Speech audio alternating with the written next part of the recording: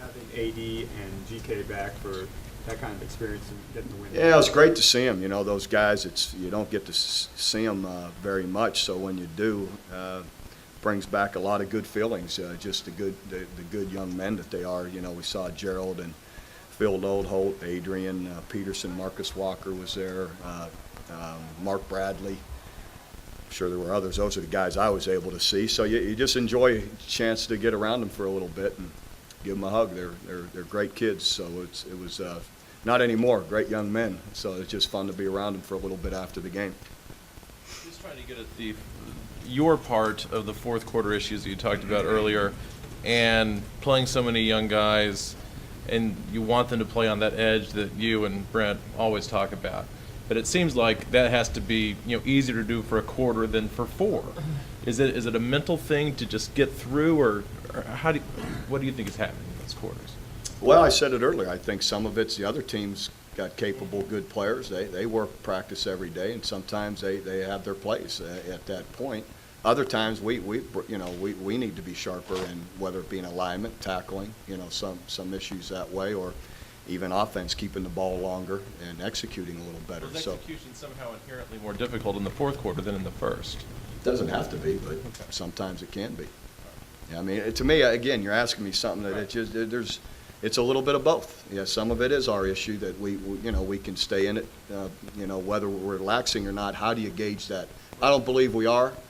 But maybe some guy we get a 18-point lead, they get the feeling, hey, we're okay, and it doesn't take much in this game to all of a sudden be knocked down. So that could be part of it. And I guess you're going to work it the same way anyway. You're just going to go through those plays where things aren't happening the right way. Right, okay. and why?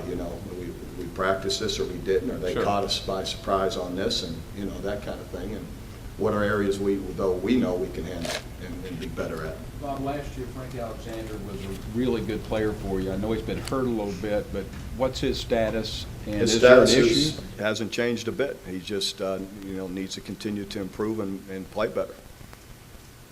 Why wouldn't he play as well? I know the injury, but why wouldn't he play as well this year as he did last year? Has he lost something?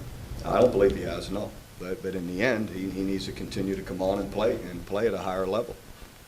More injury or just playing better? That's the issue. The injuries has a hand in it to a degree, but I believe he can continue to play better.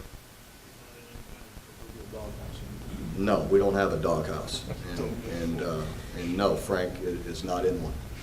You mentioned tight ends earlier. Hannah had the big play in Cincinnati that Winchester got credit for, but then the touchdown. Talk about his role and how he's come along the last month or two. Hannah, James, he's really doing an excellent job. James works hard.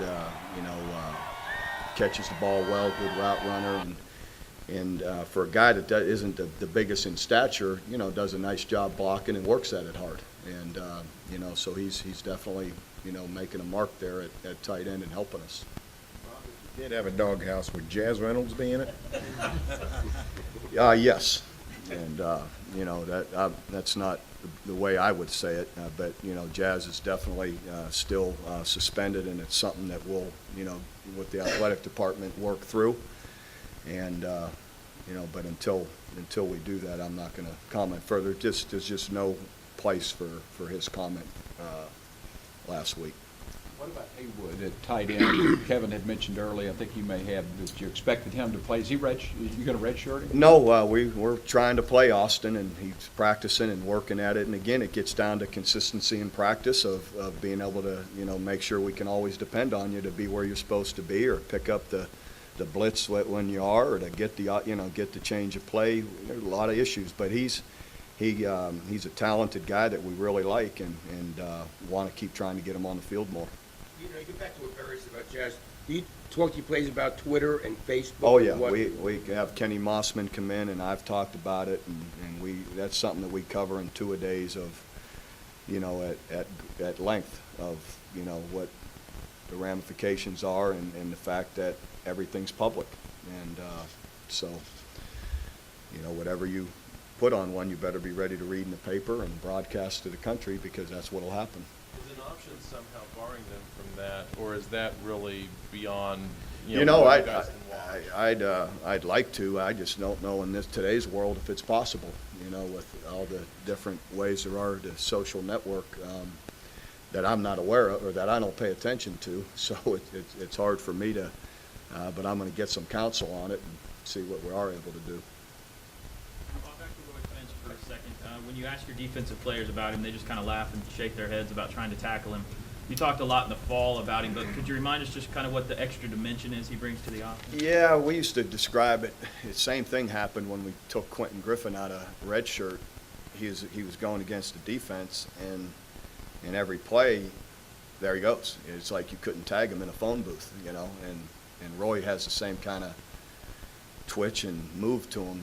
He's just got a lot of moves to him. And he's quick and fast, and so anyway, that's kind of he brings you a different style of running, and so that's why we're excited about him.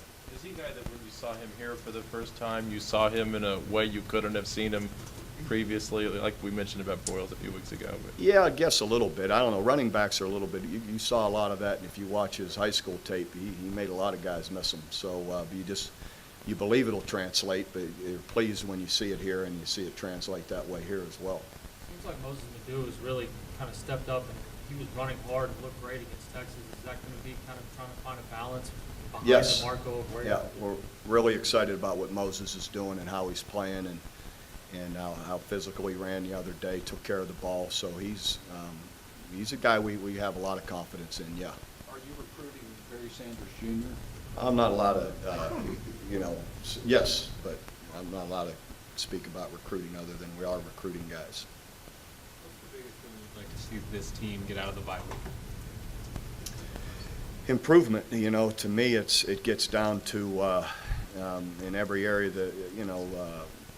of the game. Like I said, we're going to review in the first 5 weeks what are some issues we had, practice them, improve on it. We're bound to see them again.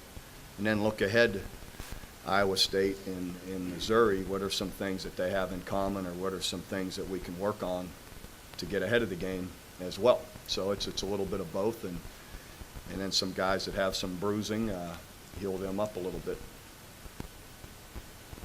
Okay. Having an off week during the season. Yeah, I think it's great. The off week right now is really a good time for it. It gives us some extra time for the teams coming up. It gives us a chance to, like I said, to heal up some bruising and all, and again work on some areas that we feel we can improve on, and really be specific in working those areas.